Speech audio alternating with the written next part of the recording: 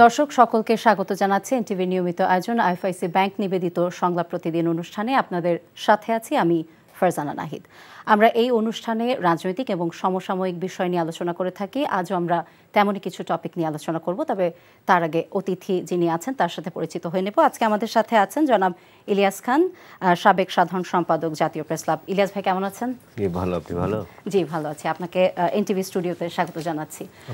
ইলিয়াস ভাই, আমরা গত 2 দিন ধরে যেটা দেখছি যে হেডলাইন্সে আমাদের যেটা আছে একেবারে শিরোনাম এবং খুবই ন্যাক্কারজনক একটি ঘটনা, যে আইনজীবী সাইফুল ইসলামকে প্রকাশ্যে যে হত্যা হয়েছে জি চিটাগাঙ্গে, এবং এটার আজকের আপডেট যদি বলি যে গত 2 দিন ধরে চট্টগ্রাম আদালতের সকল কার্যক্রম স্থগিত আছে এবং এছাড়াও হত্যাকারীদের গ্রেফতার, ইসকনকে নিষিদ্ধকরণ এবং চিন্ময় দাসকে ডিভিশন দেওয়ার প্রতিবাদ জানিয়েছেন সুপ্রিম কোর্ট আইনজীবী সমিতি।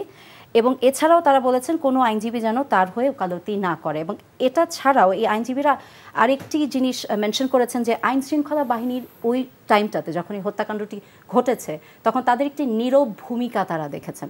আমি আপনার মন্তব্য চাচ্ছি পুরো ঘটনাটা নিয়ে এবং এই আইন শৃঙ্খলা বাহিনীর রোলটা নিয়ে।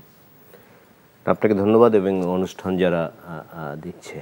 হ্যাঁ, আইনশৃঙ্খলা বাহিনীর ভূমিকা নিয়ে কিন্তু প্রশ্ন উঠেছে, কারণ আমরা দেখি যে হাজার হাজার মানুষ সেখানে আছে এবং তার মধ্য থেকে একজন, নিশ্চয়ই আপনি ভিডিওটা দেখেছেন, তার মধ্য থেকে এটি মনে হয়েছিল ইন্টেনশনালি এটা ঘটছে, কারণ যারা এই ঘটনা ঘটিয়েছে তারা কিন্তু অত্যন্ত নৃশংসভাবে এই ঘটনাটি ঘটিয়েছে।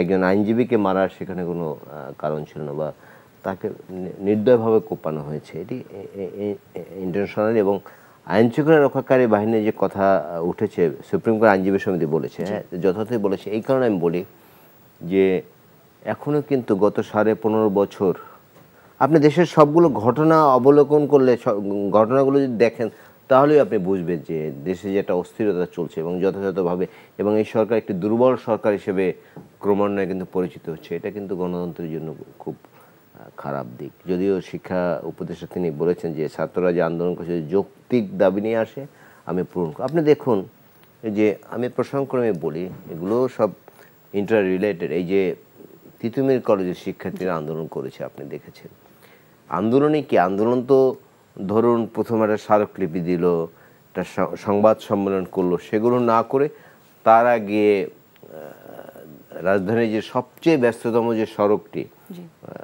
এয়ারপোর্ট রোড, সেটি বন্ধ করে দিয়ে 4 ঘন্টা সাধারণ মানুষের ভোগান্তি। এবং ঢাকা এত ঘিঞ্জি একটি শহর যে একটি রাস্তা যদি বন্ধ হয়ে যায় এর প্রভাব কিন্তু সর্বত্র পড়ে, অন্য জায়গাগুলো কিন্তু বন্ধ হয়ে যায়। কারণ আমরা জানি যে পৃথিবীর একটি আধুনিক নগরীতে 25% রাস্তা সড়ক থাকে মানুষ চলাচলের জন্য, কিন্তু আমাদের এখানে আছে মাত্র 7%।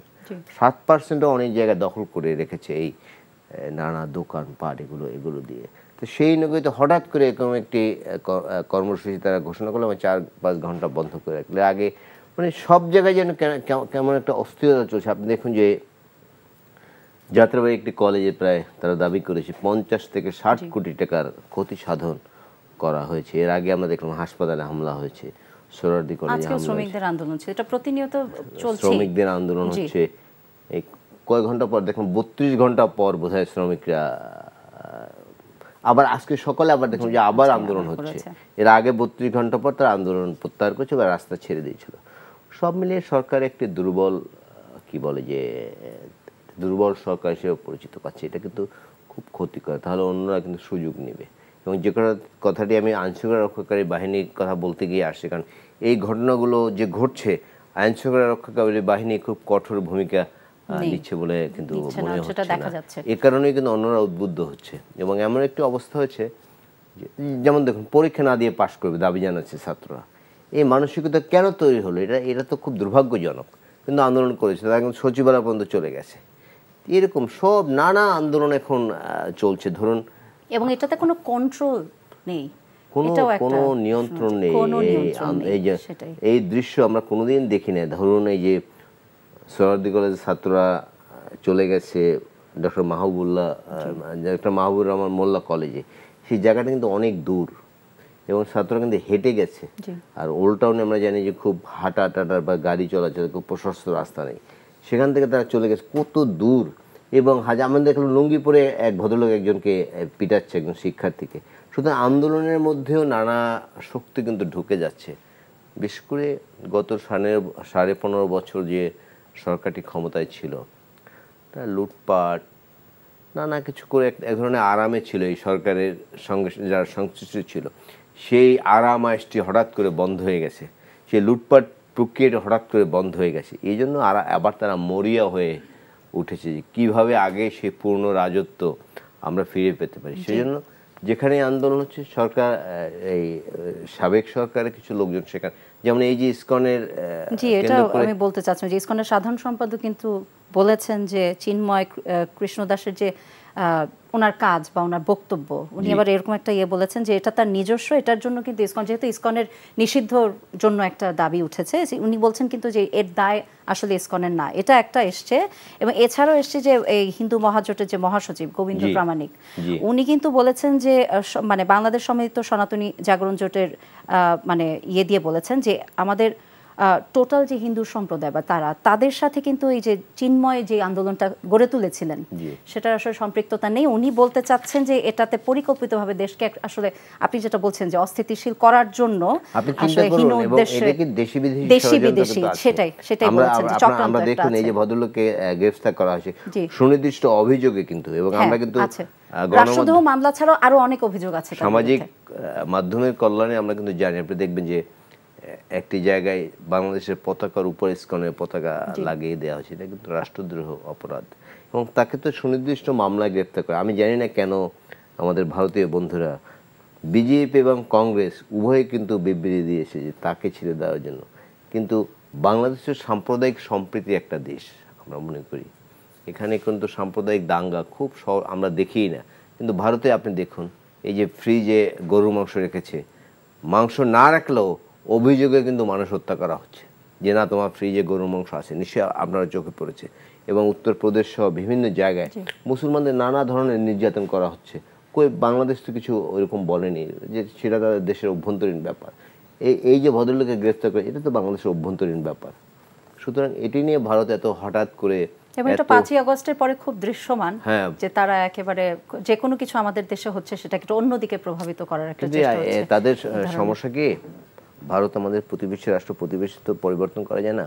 ভারতের খুব দুর্ভাগ্য, একটি প্রতিবেশী রাষ্ট্রের সঙ্গেও তাদের সুসম্পর্ক নেই। আপনি নিশ্চয়ই জানেন যে পাকিস্তান তো চিরবৈরী রাষ্ট্র, তারপর চীন, তো চীনের 1 নম্বর শত্রু হচ্ছে, আমি তো চায়না দীর্ঘদিন ছিলাম, তারা 1 নম্বর শত্রু। 1-2 মধ্যে জাপান এবং ভারত আছে। ভারতীয়দের খুবই করে, তারা পছন্দ করে না, একদমই পছন্দ করে না। এই বড় দুই দেশ গেল ধরলাম। তারপর মালদ্বীপে কিন্তু এখন ভারত বিরোধী যারা, তারা কিন্তু ক্ষমতা আছে, চীনপন্থী যারা। শ্রীলঙ্কা একই অবস্থা। ছোট্ট দেশ যে ভুটান, তারাও কিন্তু ভারত বিরোধী। সর্বশেষ ছিল একটি দেশ বাংলাদেশ, তাও বাংলাদেশের জনগণের সঙ্গে না, কিন্তু বাংলাদেশ সরকারের সঙ্গে বিশেষ করে একটি দলের সাথে তাদের সম্পর্ক ছিল, জনগণের সাথে কিন্তু সম্পর্ক তারা গড়ে তোলেনি। সেই সরকারটিও এখন ক্ষমতায় নেই। সুতরাং তার খুব সখ্যতা বা ভালো সম্পর্ক সেরকম একটি দেশও কিন্তু এখন ভারতের সঙ্গে, ভারতের যে প্রতিবেশী আছে। বাট আমরা কিন্তু জানি যে চীনের 14টা প্রতিবেশী দেশ, সব প্রতিবেশীর সাথে তাদের মোটামুটি সুসম্পর্ক রয়েছে। আমার একদম বৈরী সম্পর্ক নাই, যেমন ভারত পাকিস্তান, ভারত চায়না। আমরা কিন্তু ভারত চীন প্রায় যুদ্ধ শুনে, লাদাখ, এইসব নামটা কিন্তু আমাদের মুখস্থ হয়ে গেছে এই যুদ্ধের কারণে, তাই না? সুতরাং আমি মনে ভারত যে বিবৃতিটি দিয়েছে, সেটি কেন দিয়েছে আমি জানি না। এটা বাংলাদেশের একান্তই অভ্যন্তরীণ বিষয়, এবং এটা তাকে এমন কোনো নির্যাতন করা হয়নি যে জন্য বিবৃতিদের প্রতিবাদ জানাতে হবে। আর তিনি বাংলাদেশে যে হিন্দু সম্প্রদায় রয়েছেন, সবার প্রতিনিধিত্ব কিন্তু তিনি করেন না, এবং তার বিরুদ্ধে কিন্তু নানা অভিযোগ আছে, আপনি জানেন। ইভেন তার বিরুদ্ধে ধর্ষণের অভিযোগ আছে, এবং ইসকন থেকে তাকে কিন্তু বহিষ্কার করা হয়েছে। এবং একটু আগে বোধহয় আপনি বলেছেন তাকে ডিভিশন দিয়েছে প্রশ্ন, তিনি কেন, এরকম তো ধর্মীয় অনেক ব্যক্তি আছে, কিন্তু তিনি একদম ডিভিশন পেয়ে গেলেন কেন, এটি কিন্তু আমার কাছেও সুস্পষ্ট নয়। বাট সেটা নিয়ে প্রশ্ন তুলেছেন আইনজীবীরা, প্রশ্ন তোলা আইনজীবীরা তো আইন ভালো জানেন। আমি মোটা দাগে যেটুকু বুঝি, ডিভিশন পাওয়ার মতো লোক তিনি না। নাম্বার 2, আরেকটি আপনি দেখবেন যে ওই যে আইনজীবীকে হত্যা করেছে, সেখানে কিন্তু যাদেরকে চিহ্নিত করা হয়েছে, আওয়ামী লীগের অনেক লোক আছে। কিন্তু সংকটটা কি জানেন, ধরেন তাকে আওয়ামী লীগ হিসেবে ধরা হবে, তো কিন্তু বলা হবে সংখ্যালঘু। তাকে কিন্তু একটি ক্রিমিনাল অফেন্সের জন্য তাকে ধরা হচ্ছে, তিনি খুন করেছেন এই জন্য ধরা হচ্ছে, কিন্তু যখন ধরা হবে তখন বলা হবে এরা সংখ্যালঘু ধরা হয়েছে। এটি একটি বাংলাদেশে এমন একটি দেশ, সব নাগরিকের অধিকার সমান, এখানে সংখ্যাগুরু সংখ্যালঘু বলতে কিন্তু কিছু নাই, সব মানুষের সমান। এগুলো বলে আরও আমরা কি আমাদের মধ্যে একটা দূরত্ব সৃষ্টি করা হয়। আমাদের এই ভূখণ্ডে সেই স্বাধীনতার পর থেকে বা স্বাধীনতা আগে থেকেও সব ধর্মের মানুষ কিন্তু সব সমান ক্ষমতায় ভোগ করে। তা কেউ যে ছোট মানে কি বলে, কেউ যে সংখ্যালঘিষ্ঠ সেটি কিন্তু আমরা মনে করতে চাই না। আমরা মনে করতে চাই আমাদের এই রাষ্ট্রের নাগরিক যারা সবাই সমান অধিকার ভোগ করবে, এখানে কোনো আলাদা করার কোনো সুযোগ নেই এদের মধ্যে। সুতরাং আমি বলতে চাই যে ব্যাপক আন্দোলন হচ্ছে সারা দেশে, আপনি দেখছেন বিদেশেও হচ্ছে। বাংলাদেশের নাগরিক যারা বাইরে আছেন। ইলিয়াস ভাই, আপনি যে আইন শৃঙ্খলা নিয়ে পরিস্থিতি নিয়ে যে কথাটা বলছিলেন, এটা তো একটা প্রতিদিনের একটা ঘটনা হচ্ছে। তো 3 মাস হয়ে গেল অন্তর্বর্তীকালীন সরকার, আরো বেশি হয়ে গেছে, মানে 3 মাস ক্রস করে গেছে, কিন্তু এই গ্যাপটা এখনো মানে ফিল আপ হচ্ছে না কেন? কি মনে হয় আপনার যে তারা এটাকে কন্ট্রোল করতে পারছেন? This is one of the very basic elements that মানে জনগণের যেটা দরকার। সরকারের কাছে আমাদের প্রত্যাশা ছিল দুটি মূলত, বিশেষ করে সরকার গঠিত হয়েছে পরে। প্রথম ছিল দ্রব্যমূল্য নিয়ন্ত্রণ থাকবে, দ্বিতীয় হচ্ছে আইনশৃঙ্খলা পরিস্থিতি নিয়ন্ত্রণ থাকবে। দুটোই কিন্তু সরকার ব্যর্থ হয়েছে। আপনি দেখুন দ্রব্যমূল্য, আমি একটু আগেও পড়ে আসলাম যে মধ্যবিত্ত বা নিম্নবিত্ত পরিবারের মানুষ যে ডিম ভাজা, ডাল, ভাত, আলু ভর্তা, এই বাঙালির অন্যতম মানে খুব প্রিয় খাবার, কিন্তু বাইরে অনেকেই খায় যাদের সামর্থ্য অনেক বেশি নেই মাছ মাংস কেনা, কিন্তু সেটি কি এখন সেই অবস্থা আছে? একসময় বলা হয়েছিল যে চালের বদলে আলু খান, নিশ্চয়ই আপনার মনে আছে যে 111 সরকার যখন আসছিল, কারণ আলুর দাম অনেক কম ছিল। কিন্তু এখন আলুর দাম চালের চেয়ে বেশি হয়ে গেছে। একজন সাধারণ মানুষ যে বা শাকসবজিও খেতে পাচ্ছে, কোনো কিছুতেই তো হাত দেওয়া যাচ্ছে না, এটা তো সাধারণ মানুষের নানা সংস্কারের কথা বলা হচ্ছে, কিন্তু এদেশে 90% মানুষ কি সংস্কার হবে বা না হবে এনে চিন্তা করে না। তারা চিন্তা করে তারা আয়ের সঙ্গে সঙ্গতি রেখে কেনাকাটা করতে পারবে, বাচ্চাকে স্কুলে পড়াতে পারবে, ন্যূনতম চিকিৎসা ব্যয় বহন করে, এটুকু কিন্তু চায়। এরাই আপনার এখানে কি পরিবেশ থাকলে এখানে কি সংস্কার করবে এগুলো নিয়ে চিন্তাই করে না। সেটা হয়তো পরে আসতো, কিন্তু এগুলো যদি আগে নিশ্চিত করা যেত সেটা কিন্তু এই সরকার পূরণ করতে পারে। বলা হচ্ছে যে আলুতে সিন্ডিকেট আছে, সিন্ডিকেট তো সরকারের চেয়ে বড় না, সরকারের চেয়ে বড়, সরকারের বিগ মেকানিজম।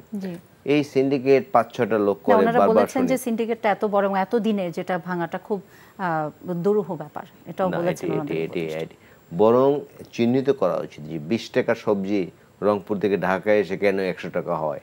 আমরা দেখি না মাঝে মাঝে গণমাধ্যম পত্রিকা দেখি না যে একটু কেন হয়, এই কারণগুলো খুঁজে বের করতে হবে। এই সিন্ডিকেটের কথা আমরা বলছি, সিন্ডিকেটে কারা? আমরা তো যুগের পর যুগ এগুলো শুনে আসছি। এই যেমন আমরা প্রতিবার শুনি, এবারও বোধহয় বাণিজ্য উপদেষ্টা বলেছেন যে রোজার দাম বাড়বে না, কিন্তু কোনোদিন নিশ্চয়ই আপনি দেখেননি, আমিও দেখিনি, বলা হয়েছে রোজার দাম বাড়বে না, কিন্তু বাড়েনি এমন একটি বছর কিন্তু আমরা কোনোদিন দেখি না। তো এই কারণগুলো বের করা উচিত। ধর রাজনৈতিক সরকার অনেক সীমাবদ্ধতা থাকে, সীমাবদ্ধতা এই অর্থে, এই যেমন সিন্ডিকেট যারা করে, যখন যে সরকার থাকে তাদের কাছে ক্লোজ লোক হয়তো করে, বা বড় গ্রুপ যদি করে তারা পার্টিতে অনেক চাঁদাও দেয় বা খরচ দেয় বা অনেক নেতাকে ম্যানেজ করে রাখে, আমি একদম ওপেনে বলছি। সুতরাং তারা কিন্তু অনেক সময় ইচ্ছে করলেও ওই সিন্ডিকেটের অনেককে ধরতে পারে না। বাট এই সরকার তো সেরকম না, এটা তো একদম নিরপেক্ষ সরকার, কোনো রাজনৈতিক সরকার না। তাদের কিন্তু কাজ করাটা অনেক সহজ, এবং এই সরকারের একটা প্লাস পয়েন্ট হচ্ছে পুরো দেশবাসীর কিন্তু আস্থা আছে এই সরকারের উপর। ধরুন বিএনপি সরকার থাকলে বিএনপি লোকের আস্থা আছে, আওয়ামী লীগের থাকলে আওয়ামী লীগের লোকের, সব জায়গায় কিন্তু ভাগ আছে। বাট এই সরকার কিন্তু কোনো ভাগ নাই। আওয়ামী লীগের কিছু দুষ্কৃতিকারী ছাড়া পুরো দেশের মানুষ কিন্তু এই সরকারকে সমর্থন করছে। ছাত্র সমাজের বিরাট অংশ যারা এই সরকারকে সমর্থন করছে, সুতরাং তাদের কিন্তু অনেক কিছু করার সুযোগ আছে যদি আন্তরিক হয়। আমি জানি না কেন তারা অনেক কাজ মনে হচ্ছে যে খুব ধিমে তালে চলছে। যেমন সংস্কারের কথা আমরা শুনছি, কিন্তু সংস্কার নিয়ে কি কতটুকু কি হচ্ছে আমরা কিন্তু। আপনি এই যে আমরা যে বলছিলাম যে বৈষম্য বিরোধী ছাত্র আন্দোলন বলেন বা জনগণের যে আস্থার বিষয়টা এই অন্তর্বর্তীকালীন সরকারের প্রতি, এটাতে আমরা একটা গ্যাপ দেখতে পাচ্ছি দিনের পর দিন। এবং এখানে কিন্তু এই যে বৈষম্য বিরোধী ছাত্র আন্দোলন বা তাদের সাথে যারা সংযুক্ত, তাদের সাথে জনগণের কিন্তু শুরুর দিকে 5ই আগস্টের পরে বেশ সম্পৃক্ততা ছিল, একেবারে ভেরি স্ট্রং কানেকশন এবং জনগণের তাদের সাপোর্ট, কিন্তু আস্তে আস্তে এখানে একটা গ্যাপ চোখে পড়ছে। হ্যাঁ, এটা চোখে পড়ছে, এটা একটা। এবং তারপরে জাতীয় নাগরিক কমিটি তৈরি করা হলো, অনেকে বলছেন যে কিংস পার্টি হচ্ছে, আমরা সেটা হতে চাই না, কারণ আমাদের ছাত্র সমাজ নিঃসন্দেহে তাদেরকে ধন্যবাদ জানাবো যে জগদ্দল পাথরের মতো শাসন আমাদের উপর চেপে বসছিল, সেটি তারা সরাতে অগ্রণী ভূমিকা পালন করে। যদিও বাংলাদেশের গণতান্ত্রিক দলগুলো বিএনপি সহ গত 15.5 বছর ধরে কিন্তু আন্দোলন করছে, বা শেষ স্ফুলিঙ্গটি তারা জ্বালিয়েছে, এটা নিঃসন্দেহে আমি তাদের ধন্যবাদ দেবো। এই আস্থা যেন আমাদের নষ্ট না হয়, আমরা সেই আস্থা। কিন্তু আমরা কিন্তু দেখছি যে একটা গ্যাপ তৈরি হচ্ছে, এটার কারণটা একটা জানা দরকার। কালকেও এই বৈষম্যবিরোধী ছাত্র আন্দোলন এবং জাতীয় নাগরিক কমিটির একটি সমাবেশ ছিল, যেখানে তেমন কোনো জনসমাবেশ দেখা যায়নি। মনে হচ্ছে যে তাদের ডাকে এখন মানে জনগণ ওইভাবে হয়তো সাড়া দিচ্ছে না, বা ছাত্ররাও আসছে না। এটা একটা গ্যাপ। আবার রাজনৈতিক দলের সাথেও তাদের কোনো গ্যাপ হচ্ছে, যেমন তারা অনেকে বলছে যে আগে সংস্কার তারপর নির্বাচন। তো সংস্কার তো একটি কন্টিনিউয়াস প্রসেস, এটি যে এমন না যে আমি 1 বছরে করে ফেললাম, 2 বছরে করে ফেললাম, 3 বছরে করে ফেললাম। আর দেশ চালাবে রাজনীতিবিদরা, দেশ তো রাজনীতিবিদরা চালাবে। যে জনগণের যে প্রকৃত প্রতিনিধি, হাসিনার প্রতিনিধির মতো না। শেখ হাসিনাতে যেমন প্রতিনিধি ছিল, এই রাতের ভোটের প্রতিনিধি, দামি ভোটের প্রতিনিধি, এরকম না।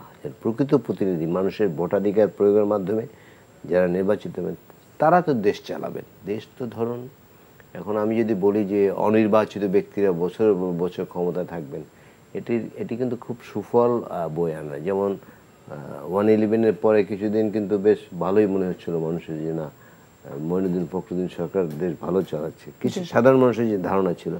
কিন্তু তারা কিন্তু শেষ পর্যন্ত বিদায় নিতে হয়েছে, এবং খুব কি বলে যে অসম্মানজনকভাবে তাদের বিদায়, এবং একজনও কিন্তু দেশে থাকতে পারেন না।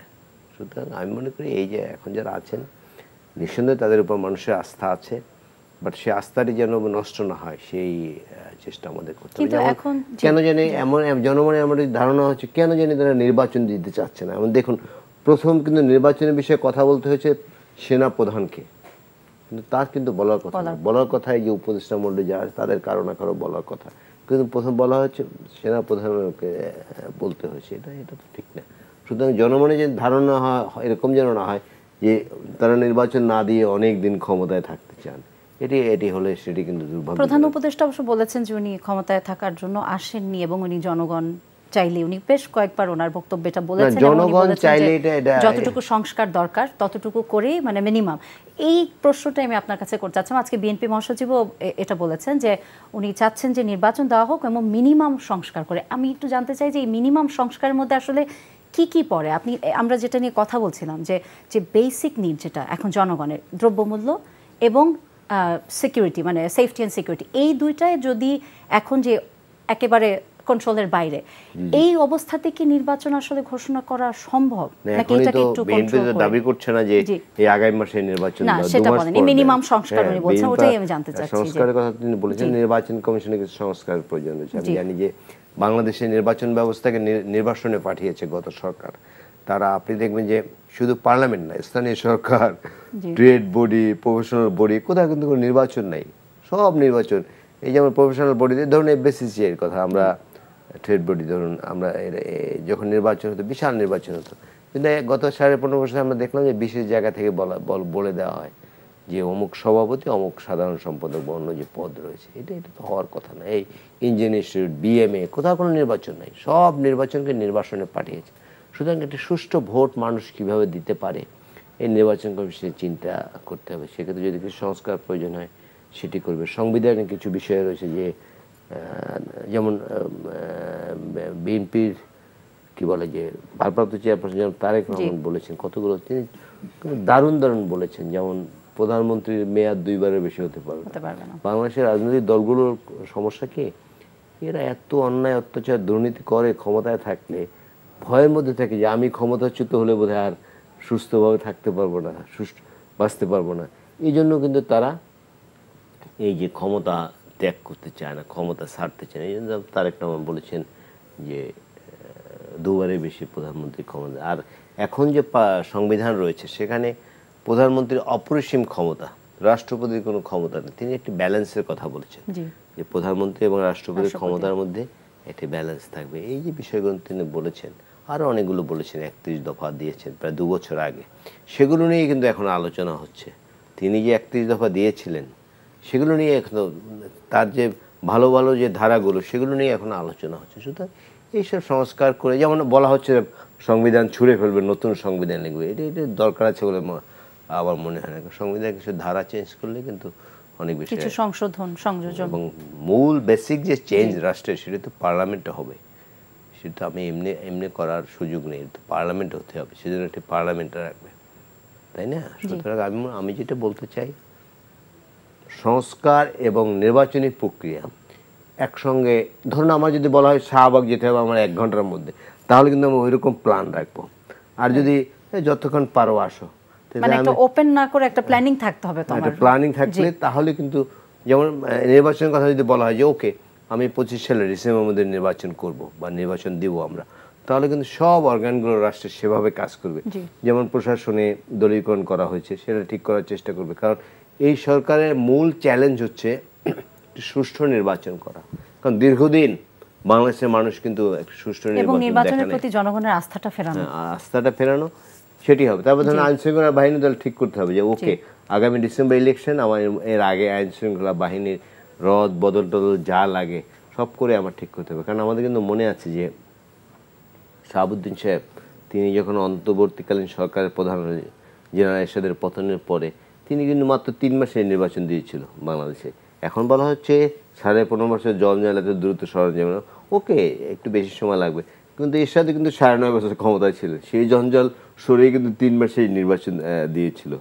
এবং বাংলাদেশের ইতিহাসে সবচেয়ে যে 12টি নির্বাচন হয়েছে পার্লামেন্ট নির্বাচন, সেই নির্বাচনটি নিয়ে প্রশ্ন কম উঠেছে, দেশে বিদেশে সেই নির্বাচন গ্রহণযোগ্যতা পেয়েছে। সুতরাং আমি মনে করি নির্বাচনের তারিখ ঘোষণা করতে হবে এবং সংস্কারের সঙ্গে সঙ্গে চলতে থাকবে, তাহলে কিন্তু আপনারা লক্ষ্যে পৌঁছতে পারবো। আমরা যদি সংস্কার চাই যে সংস্কারের পরে নির্বাচন, তো সংস্কার যে কয় বছরে করবো সেটা তো আমরা জানি না। সংস্কার তো একটা ইনডেফিনিট, মানে একটা টাইম ফ্রেম থাকা উচিত, একটা ডেফিনিট একটা স্পেসিফিক টাইম থাকলে আমি সেই অনুযায়ী এগোতে পারবো। যে আমরা জানি যে আমরা ডিসেম্বরের পরীক্ষা, আমরা সবসময় যখন পড়াশোনা করতাম জানতাম, সুতরাং আগে কিন্তু পড়া মোটামুটি শেষ করতাম। আর যদি না জানতাম যে না পরীক্ষা কবে আমরা জানি না, তাহলে কিন্তু পড়া শেষ করব না। মানে টাইমলাইন এন্ড সিলেবাস এই দুটো তো খুবই দরকার, ওরকমই এখানে নির্বাচন।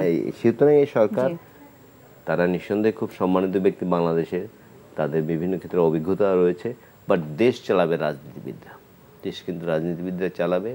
এবং আমরা রাজনীতিবিদরা অনেক সমালোচনা করি, বাট এই জাতির যত অর্জন কিন্তু রাজনীতিবিদরা এনে দিয়েছেন, আমাদের মহান মুক্তিযুদ্ধ থেকে শুরু করে সব কিছু। সুতরাং রাজনীতিবিদরা একদম অবজ্ঞ করা, তারা কিছুই বোঝে না, তারা জনশত্রু গণশত্রু, এসব ভাবার কোনো সুযোগ আছে বলে আমি মনে করি না। সুতরাং এই সরকার অনেক প্রত্যাশা নিয়ে তাদেরকে ক্ষমতায় বসিয়েছে। বাংলাদেশের মানুষের অনেক প্রত্যাশা কিন্তু বারবার ব্যর্থ হয়েছে। যখন 71 মুক্তিযুদ্ধের সময় আমাদের পূর্বসূরীরা জীবন দিয়েছেন, কিন্তু অনেক প্রত্যাশা ছিল আমাদের যে একটি গণতান্ত্রিক পরিবেশ পাবো, একটি সমতা ভিত্তিক বাংলাদেশ হবে, কিন্তু আমরা কিন্তু কিছুই পাই না। যেমন আমাদের গণতন্ত্র হত্যা করে বাকশাল করা হলো, আমি গণমাধ্যমে করবি, আমার গণমাধ্যম সব বন্ধ করে দেওয়া হলো। সুতরাং মানুষ কিন্তু হতাশ হয়েছে। 90-এর আন্দোলনের পরেও কিন্তু গণতান্ত্রিক সরকার ক্ষমতায় আসার পর আমাদের অনেক প্রত্যাশা ছিল, সব প্রত্যাশা কিন্তু পূরণ হয় না। যেমন বিশ্ববিদ্যালয়ের কথা আমি ধরি, আমি অনেক টকশোতেই বলি যে ইভেন স্বৈরাচারী এরশাদের আমলেও বিশ্ববিদ্যালয়ে ভিসি হতেন যোগ্য ব্যক্তি, সাধারণত আমরা দেখেছি সবসময় ভালো একাডেমিশিয়ান, কিন্তু এরপর দেখলাম রাজনৈতিক বিবেচনা হচ্ছে। এমনও দেখলাম যে এক লাইন ভালো শুদ্ধভাবে বাংলা বলতে পারে না, ঢাকা বিশ্ববিদ্যালয়ে ভিসি হয়ে গেছে। হ্যাঁ, এগুলো কিন্তু রাজনৈতিক দলগুলোর কারণে হয়েছে। সুতরাং কিন্তু এখন কি আর এরকম হবে? মানে আমরা যা দেখেছি এবং এত বড় একটা পরিবর্তন, মানুষের বিরাট অভিজ্ঞতা হয়েছে বাংলাদেশের মানুষ, এবং এখন আগামী দিনগুলো ভালো চলবে। এই কারণে এবার বিশেষ করে যে ছাত্ররা আন্দোলন করেছে, এরা কিন্তু আগামী 20, 30 বা আরও বেশি সময় রাজনীতি সচেতন থাকবে অথবা সরাসরি রাজনীতি করবে। আমরা তো দেখছি এই যে রাজনীতিবিদরা যা কিছু করবে, ছাত্রদের একটা দৃষ্টি কিন্তু থাকবে, সেটা মাথায় রাখতে হবে। এটা কিন্তু বাংলাদেশের জন্য একটা ফার্স্ট টাইম আমরা দেখলাম। সেটাই, এরপরেও তো তারা থাকতে পারে, তারা থাকবে। সুতরাং যা ইচ্ছে তাই রাজনীতিবিদরা করবেন, সেই সুযোগ আর বাংলাদেশে আছে বলে আমি মনে করি না। আমাদের ছাত্র ভাইরা যারা এই আন্দোলন করেছে, তারা কিন্তু সবসময় একটা ওয়াচডগ হিসেবে আমাদের রাজনীতি অঙ্গনে থাকবেন। সুতরাং এখন একটি সুযোগ এসেছে, প্রয়োজনীয় সংস্কার করে একজন টিএন শেষান তিনি ভারতের নির্বাচন ব্যবস্থাকে একদম চেঞ্জ করে দিয়েছেন। ভারতের নির্বাচন ব্যবস্থা নিয়ে কোনো প্রশ্ন নেই, কিন্তু আপনি দেখুন ওয়েস্ট বেঙ্গলে যে তৃণমূল কংগ্রেস সব জায়গায়, বিধানসভা নির্বাচন আমাদের মনে আছে, সব জায়গায় জিতে যাচ্ছে, কিন্তু তৃণমূল কংগ্রেস যিনি প্রধান তিনি হেরে যাচ্ছেন এবং হেরে গেছেন। হ্যাঁ, কিন্তু বাংলাদেশে এটি চিন্তা করা যায়? বাংলাদেশে সেই অবস্থা আছে? এই পুরো নির্বাচন ব্যবস্থাকে নির্বাচনে পাঠানো হচ্ছে। ভারতে জাত পাত নানা মত পথের লোক আছে, কিন্তু নির্বাচন নিয়ে কিন্তু কোনো প্রশ্ন শুনবেন না, খুব কম, শোনাই যায় না খুব একটা। কিন্তু বাংলাদেশে কিন্তু সেই অবস্থা নাই। বাংলাদেশে এমন অবস্থা করা হয়েছে, পুরো বাংলাদেশটাকে এমন দলীয়করণ করা হয়েছে যে প্রধানমন্ত্রী পালিয়ে যাওয়ার সাথে সাথে 300 জন এমপি বিনা ভোটে হলেও এমপি তো ছিল, তারা পালিয়ে গেছেন। তারপর বায়তুল মুকাররম খতিব পর্যন্ত পালিয়ে গেছে। এই দেশটাকে এই অবস্থায় নেওয়া হয়েছে। তো এখন আসলে হয় কি, মানুষের যখন এমন জায়গায় যে পিছনে যাওয়ার সুযোগ নেই, শুধু সামনেই যেতে হবে। আমরা আশা করতে চাই যে আমাদের সামনেই যেতে হবে, সামনে যাওয়ার এই সুযোগ আছে। আমাদের কিন্তু নানা সুবিধা আছে, যেমন ডেমোগ্রাফিক ডিভিডেন্ড, যেটা আমাদের প্রচুর কর্মক্ষম মানুষ আছে। এই বিদেশে প্রায় কি বিদেশে 1 কোটির বেশি লোক বাস করে, বা প্রায় 2 কোটি লোক বাস করে। তারপরে আমাদের এই গার্মেন্টস ইন্ডাস্ট্রি, নানা সুযোগ আছে। আমরা কিন্তু এই কর্মক্ষম জনগোষ্ঠী, যেমন ওয়েস্টার্ন ওয়ার্ল্ডে অনেক স্ক্যান্ডিনেভিয়ান কান্ট্রিতে কিন্তু বার্থ রেট মাইনাস, এই জাপানেও বোধহয় বার্থ রেট মাইনাস।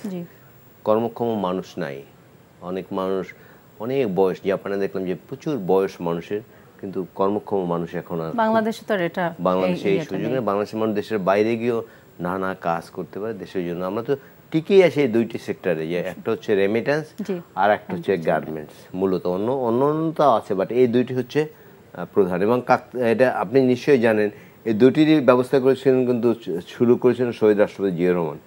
তিনি ক্ষমতায় এসেই কিন্তু এই প্রথম মধ্যপ্রাচ্যে মানুষ পাঠিয়েছেন, আর এই গার্মেন্টস ইন্ডাস্ট্রিও তার সময় প্রথম শুরু হয়েছে। এই 2টি দিয়েই কিন্তু আমরা এখনও বেঁচে আছি। ধরুন গার্মেন্টস ইন্ডাস্ট্রি যদি 45 লক্ষ লোক কাজ করে, তার সঙ্গে কিন্তু 2 কোটি বা তারও বেশি, কারণ একটা ফ্যামিলিতে 5 জন 6 জন 7 জন। তারপরে এই যে গ্রামে গঞ্জে প্রত্যেক বাড়িতে আমরা তো দেখছি ওখানে একটা অস্থিরতা চলছে এখন। এগুলো ঠিক হয়ে যাবে। এটি ধরেন বাংলাদেশে গার্মেন্টসের সম্ভাবনা কেন এত, ধরেন চায়নার মতো দেশ, চায়না আমি দেখেছি যে $300 নিচে কোনো শ্রমিক আপনি পাবেন না, কোনো গার্মেন্টস ওয়ার্কার এরকম পাবেন না। বাংলাদেশে কিন্তু শ্রমটা সবচেয়ে সস্তা, পণ্যের দামও কম তুলনামূলক, এই জন্য স্বল্প শ্রমে মানুষ কাজ করতে পারে। ইভেন ভিয়েতনামে পাবেন না, বাংলাদেশে অনেক বেশি। হ্যাঁ, এখন তো আমাদের মূল প্রতিদ্বন্দ্বী হচ্ছে ভিয়েতনাম, বাট তাদের শ্রমমূল্য কিন্তু আমাদের চেয়ে অনেক বেশি। সুতরাং বাংলাদেশে যে যায় যত চেষ্টাই করবে, বাংলাদেশ কিন্তু ঝুঁকবে। ওয়েস্টার্ন ওয়ার্ল্ড যারা আছে, ওয়েস্টার্ন ইউরোপ, মার্কিন যুক্তরাষ্ট্র সহ যারা আছে, অস্ট্রেলিয়া, তারা কিন্তু বাংলাদেশই ঝুঁকবে, কারণ এত কম পয়সায় কিন্তু কোথাও থেকে বানাতে পারবে। সুতরাং এটা নিয়ে কিন্তু হতাশ হওয়ার কিছু নেই। নানা সময় সংকট সৃষ্টি হচ্ছে। একটি সংকট তো বলা হচ্ছে যে একজন যে গ্রেফতারকৃত প্রধানমন্ত্রীর সাবেক উপদেষ্টা, তিনি বলা হয় যে তিনি তার শ্রমিকদের নামিয়েছেন। যাই হোক, সেই প্রসঙ্গ বাদ দিই, এসব টুকটাক সংঘাত হবে। এখন সুষ্ঠু গণতান্ত্রিক পরিবেশ বাংলাদেশে ফিরে আসলে সেটাই আগামীর আমরা প্রত্যাশা করি, আমাদের মেইন লক্ষ্য সেটাই হওয়া উচিত। এবং ধন্যবাদ ইলিয়াস ভাই আমাদের স্টুডিওতে আজকে আসবার জন্য।